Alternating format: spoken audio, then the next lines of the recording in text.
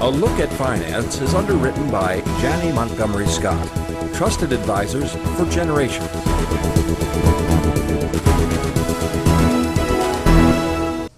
Well, welcome back, everyone. It's Thursday, so Steve Carlton, our financial wizard, is here. Hey, we missed you last week. How was your trip? Oh, it was fantastic, Was it? Jesse. Yeah, It was you're down the really city, good. right? Yeah, well, it was crazy town down there. Oh, yeah, I bet it was. It was crazy town here now, too, by the Oh, way. I know. It started. I can't believe it. Track season's underway. I know.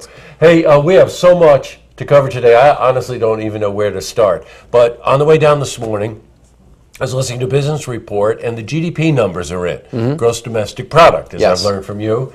And up 4%. Huge number. Big gain. Yeah. What's the deal with that? Boy, that's $1 million question, right? So Yes. what we look at is we look at the last quarter, second quarter gross domestic product. And what that means is the goods and services produced in this country. And that number was up 4%. We were hoping for something north of 2.5. We got that. If you remember, the first quarter was very, very difficult. Sad, right? So we needed a positive second quarter. But that is an indicator of what has happened, not necessarily what is going to happen. Yes, right. And so it's nice to see, but it's not the only thing. Now, as you've indicated before, with these kinds of numbers, in a way, they're kind of like projections, and they can be adjusted.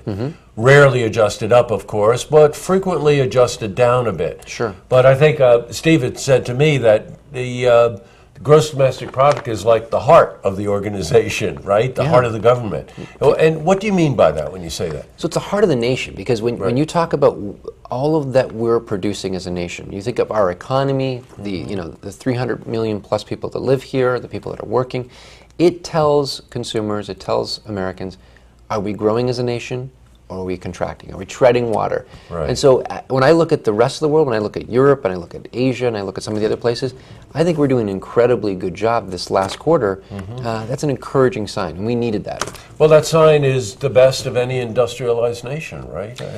Compared to what we're seeing in Germany and France and England, what we're seeing from Japan, what we're seeing from these other countries, we absolutely, overall, our economy looks good. But always a mixed bag. Now, the GDP, and that has an effect on interest rates, which seemed, these are my words, had a devastating effect on the stock market today. We were talking about a drop of 317 points. Yeah. How does this all figure in? You're right. There's a lot of moving parts. And so definitely the GDP number was an encouraging sign. There was some nervousness about interest rates when the Federal Reserve came out, Janet Yellen talking about quantitative easing and where interest rates are going to be. But I think the biggest news today really was the fear of Argentina. Argentina, our neighbors to the south, defaulting on bonds. And if you remember, Argentina defaulted back about 13 years ago on their debt. And what a default does is those bonds are held all across the world. They're held by major banks in the U.S., they're held by investment firms, hedge funds. And so this default is a blow for something that is already kind of fragile in a lot of people's minds. The bullish market's gone on for quite some time. And this is the kind of thing I think that spooked a lot of people. Yeah. So I think a lot of investors are saying, you know what, now may be a good time to take some profit off the table. Right. My positions have made a lot of money. We've had a good year. The market's grown. Let's take some profits, and I think we saw that today. Now, it was breaking news later in the day today, but Argentina did actually default on this, didn't they? Yeah. So this So was tomorrow will be an interesting day to shake out even more of this, right? Yeah, so we're going to look at, Argentina's market was down 6-7% before I came on, and what I'm going to be watching is I'm going to see what is the euro doing, what is the U.S. dollar doing, what is our interest rates doing, where is the money flowing in the world. This can be positive for us in some ways because a lot of money, when there's nervousness in the world, a lot of money flows back into the U.S. and it flows back not only just in dollars, but in our debt. And so treasuries, government bonds, those kinds of things. And the more buyers there are, the lower our interest rate is. So it may help us in our economy in some indirect ways by keeping interest rates lower. And you can't help but try to keep track of some of the things that are going on globally.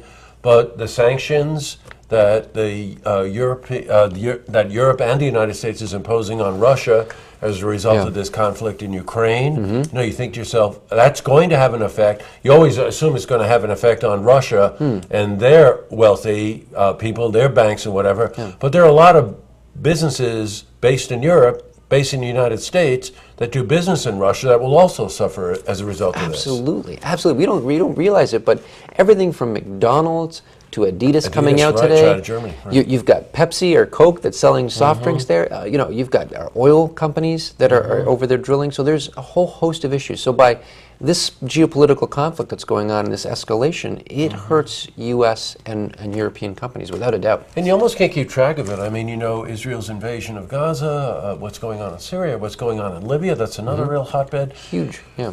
I don't even know how you keep it straight. I swear to God, or how you balance it out. And you always say one thing that always sticks in my mind. You always talk about, it's a nervous state. The most important thing to do, get good advice, kind of stay the steady course. Yeah.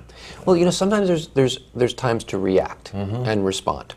And I think where we are right now, I think is a good time to take stock, pun intended, of your situation. Like I said, just a few weeks ago, now's a good time to talk to the advisor. You have your financial advisor. Talk to somebody to say, what, there's a lot of uncertainty, a lot going on. Is there some risk we can take off the table? If you're a little uncomfortable with the risk, pull some of it back. But we've gone almost 26 months now, I think, without a 10% correction. Right. That's a healthy thing. The market shouldn't just go straight up. It has to ebb and flow. Right. And so, you're supposed to, the adage, buy low and sell high. Sure. And so without these corrections, without these healthy pullbacks, it doesn't create an opportunity. So some of this pullback can be an opportunity to sell some of those things that you did very well on and look and see where are the areas or the opportunities in the world that we can take advantage of. Again, I tell you, it's fascinating what you do for a living, and the advice is the same. Talk to your financial advisor. Talk about what's going on. Talk about your concerns. Most of all, it seems to me to be able to protect and preserve your assets is always key in your business. Yeah. All right, we don't have much time left, but there are a couple of local things going on. Here we are in the Saratoga, Warren, and Washington County. I'm not going to say bubble, but you wake up to find out that GE is opening up a fuel cell operation in Malta. Yes, it is. Fascinating, right? This is cutting edge technology. GE is the frontier. They've been doing research on this for years. Right. So this captive energy technology, we've talked about Tesla, the car company, and those kinds of things. This plant being in Malta is just another indication that research, science, this kind of investment we've done in the area is working. But it also, points out to the fact that they do believe that these are the technologies of the future.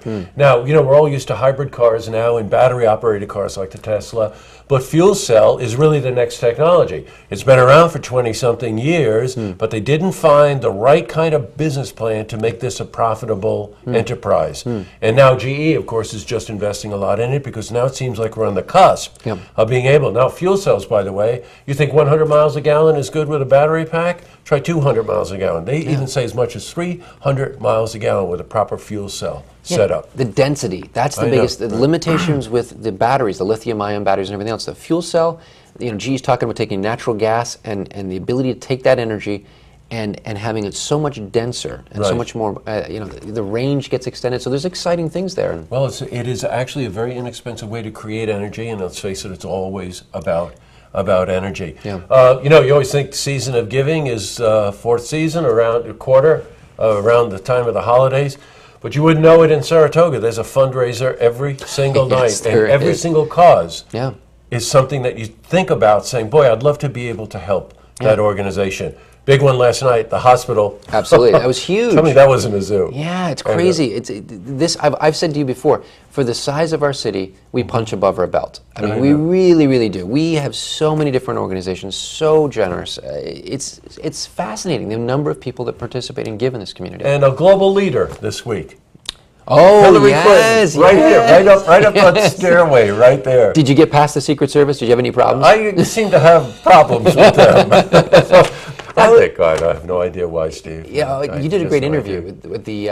Chris Morrow. Chris Morrow thank in you. The bookstore. Yeah, Yes. what a coup for him to bring... Well, I think the point there was that, I told him, I said, congratulations on you, and how did it happen? He says, well, I put a proposal in. I said, be careful what you wish for, because all of a sudden a world leader is right here in Saratoga. Yeah, I went to Uncommon Grounds to get my morning cup of coffee, and I saw the lineup, and I thought maybe I'll get a peek, and no. Well, they're saying close to 1,500 people. Yeah, you can see it. Showed up at that line, was wrapped around this building all day long.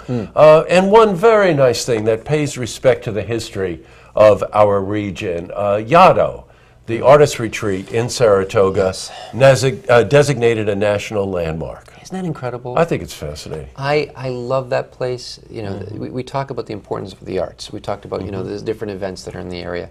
You know, I've gone there in the summertime and had lunch there, and just I've been out in the gardens and stuff like that. It's a beautiful location, and what a treasure for Saratoga. Another, you know, indicator of just how diverse Saratoga is. That's right. Yeah, so it was exciting to see. Well, you know, I had a conversation this morning about Lake George in the North Country and the Tourism Bureau, and they're seeing record numbers of tourists up in the North Country. Good. You know, people just gravitate to New York State, and they certainly, you know, come to our region, which is fascinating. Yes, it's All right, the so I parking know I'm lot going show to it. bump into you at some of these fundraisers. I can't wait. It'll be fun. It will. And Good. thank you again. Your perspective on this is Jesse, always so always a pleasure. interesting and important. Thank you. I'll see you next week, okay? Look forward to it. See this interview again. Please head to our website, looktvonline.com.